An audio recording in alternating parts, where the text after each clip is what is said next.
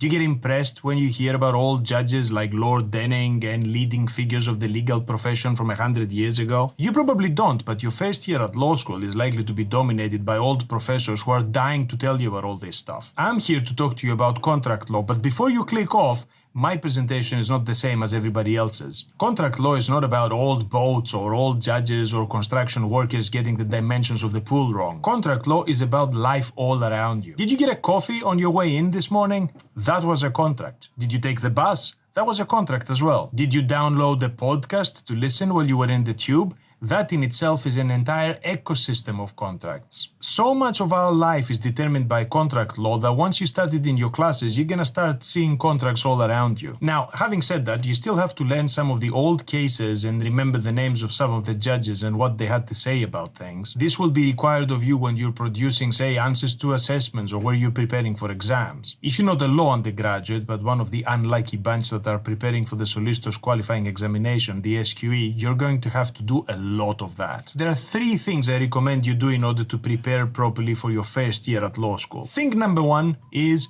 go to your classes.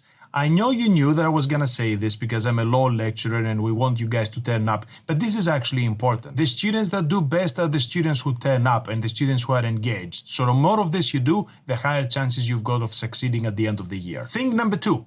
Get yourselves a decent textbook. I know that this sounds a bit old-fashioned in the era of electronic everything and podcasts and videos, but you still need a good textbook to help you internalize the information that you're trying to learn. On this, I have a recommendation for you. I've been reading textbooks in contract law for about 20 years, when I was a student myself and then when I was a teacher of contract law. It can be difficult to find a text that covers the entire syllabus and gives you enough information but does not overwhelm you things that go beyond what you need to know. I would love to recommend one of those chunky textbooks that I used to have as a kid in the 90s that were made out of rice paper and they went on for 3,000 pages, but I know you don't have the patience for this and we don't want you to fall asleep while trying to make revision notes. What I do have for you instead is the contract law title in the Law Express series. For around a tenner, you can have an electronic copy of this title that covers the totality of the syllabus of what you need to know, or if you're preparing for the SQE, can give you a quick refresher on all the key concepts. You can find a link down in the description that allows you to purchase direct from the publisher.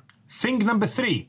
Listen to other people than your lecturer talking about the stuff you're trying to learn. Approaching the same content through the voice or the image of somebody else sometimes can make things click in areas where you had difficulty before. It is exactly like finding the right type of textbook. Some text clicks with you and you do well, some lecturers click with you and you understand much faster. If you want to try this out, I've got exactly the thing for you. Click the link down in the description for an hour-long lecture of the totality of the contract law syllabus, and you can listen to it while you're out for a run. I've always been fascinated by contract law and it's been my favorite subject from the first day I set foot in law school. If you see it for what it is and how it pervades life all around us, I'm sure you're gonna fall in love with it too. With the right level of support and the Law Express title in your bag, you're gonna get a lot closer to achieving success in your exam as well. I hope you liked this video, and if you find it useful, click the like button so it spreads to more people.